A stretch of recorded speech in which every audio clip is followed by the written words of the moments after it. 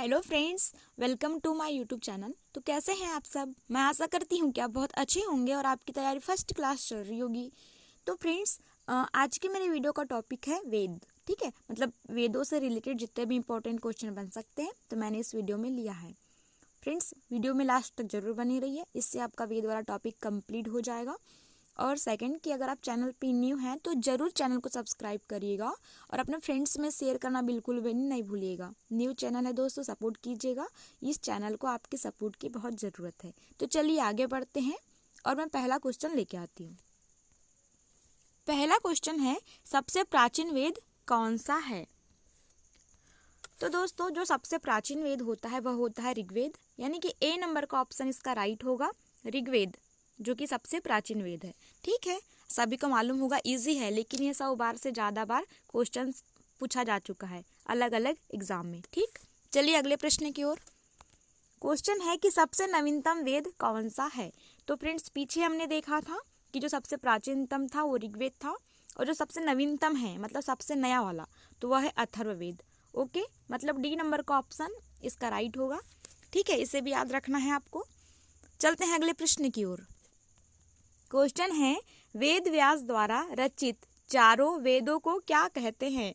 तो फ्रेंड्स, यह भी जो क्वेश्चन है बहुत ही ज़्यादा इंपॉर्टेंट है, बहुत बार एग्जाम्स में पूछा जा चुका है। तो फ्रेंड्स, जो 4 वेद हैं उन्हें कहा जाता है साथ में संहिता, है ना। तो बी नंबर का ऑप्शन इसका राइट होगा कि चारों वेदों का जो ग्रुप होता है उसे कहा जाता है संहिता। याद रख लीजिए, बहुत महत्वपूर्ण है।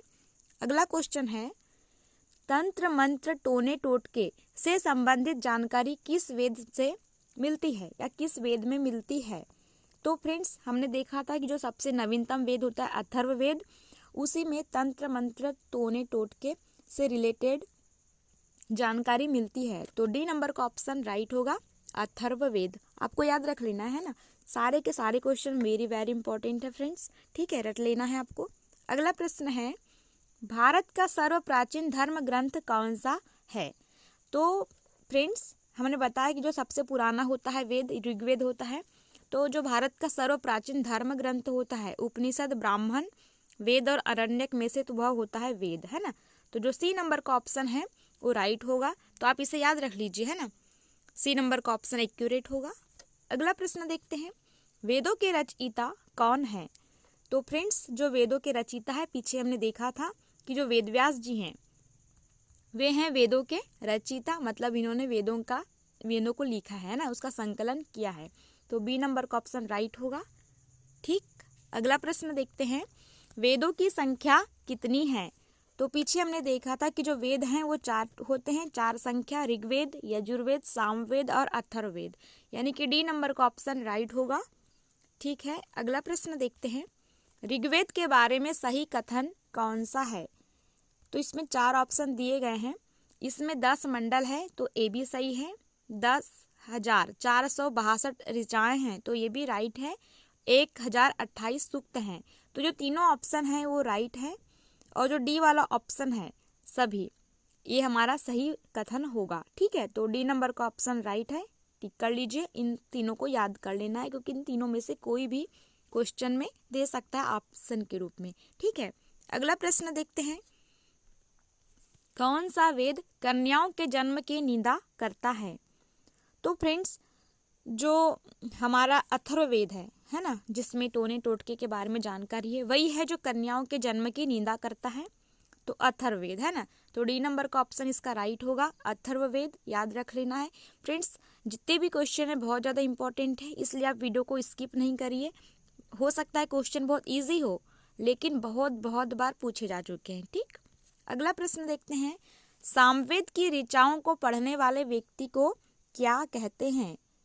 तो फ्रेंड्स, जो सामवेद है उनकी ऋचाओं को पढ़ने वाले जो व्यक्ति होते हैं उन्हें कहा जाता है उद्रात, है ना, यानी कि सी नंबर का ऑप्शन राइट होगा, उद्रात। सामवेद की ऋचाओं को पढ़ने वाले व्यक्ति को उद्रात कहते हैं। अगला प्रश्न है, ऋग्वेद में क्वेश्चन है, ऋग्वेद में सबसे पवित्र नदी किसे माना गया है? तो जो सरस्वती नदी है उसे ऋग्वेद में सबसे पवित्र नदी माना गया है। तो जो डी नंबर का ऑप्शन है वो राइट होगा, सरस्वती। ठीक है, याद रखिए।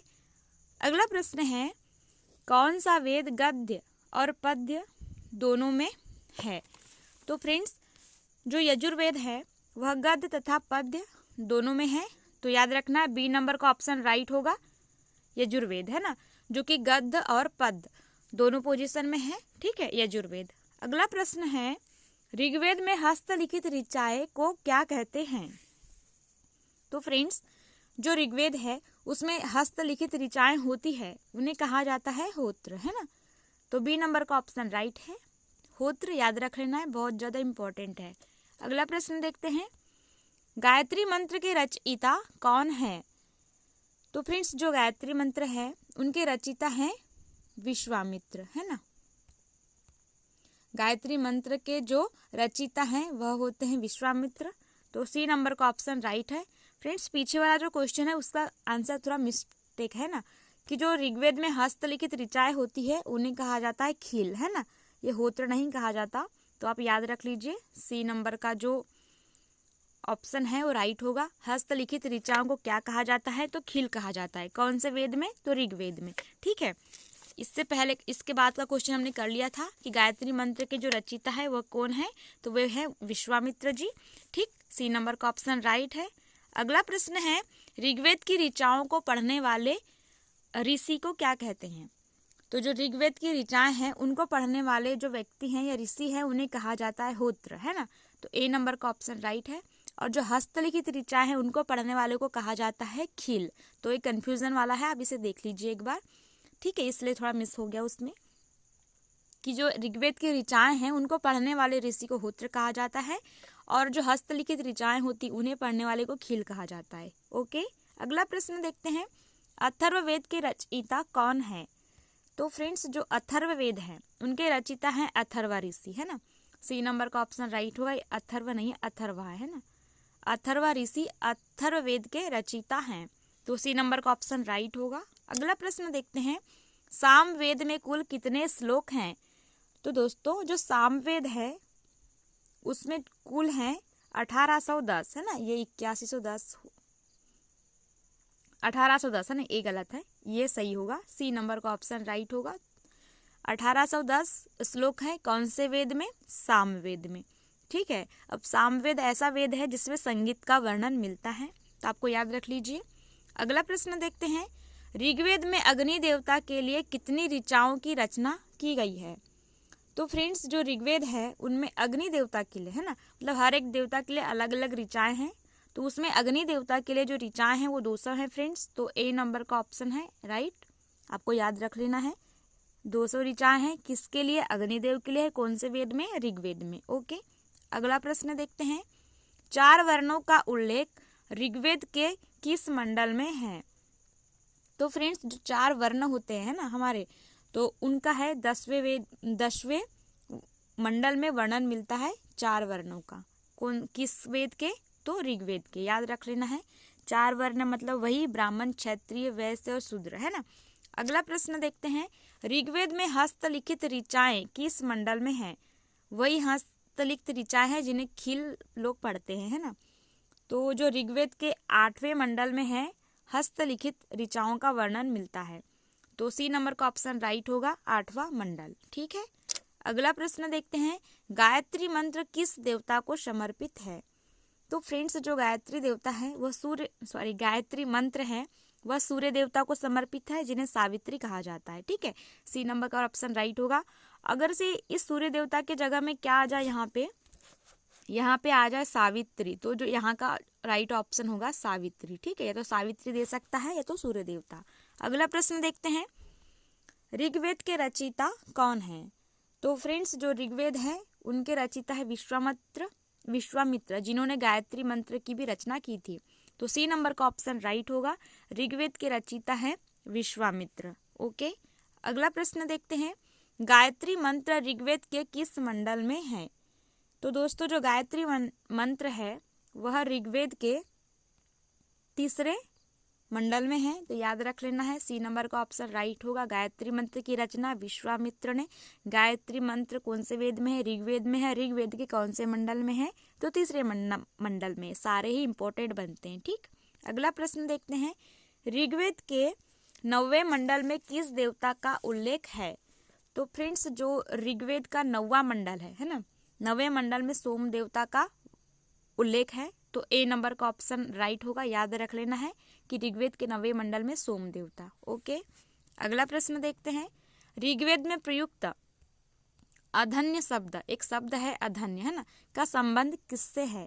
तो दोस्तों इसका संबंध है गाय से, है ना। तो ए नंबर का ऑप्शन राइट होगा कि ऋग्वेद में जो एक शब्द प्रयुक्त हुआ है अधन्य, है ना, तो इस शब्द का संबंध है गाय से, याद रख लेना। ए नंबर का ऑप्शन एक्यूरेट होगा। नेक्स्ट क्वेश्चन है, ऋग्वेद में इंद्र के लिए कितनी ऋचाओं की रचना की गई है?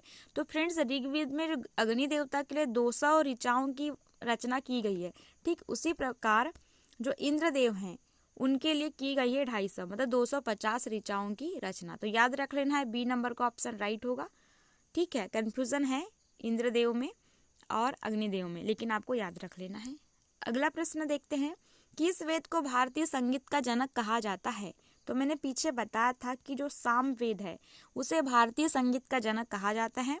तो ए नंबर का ऑप्शन इसका राइट होगा दोस्तों, याद रख लेना है, बहुत ज़्यादा इम्पोर्टेंट है।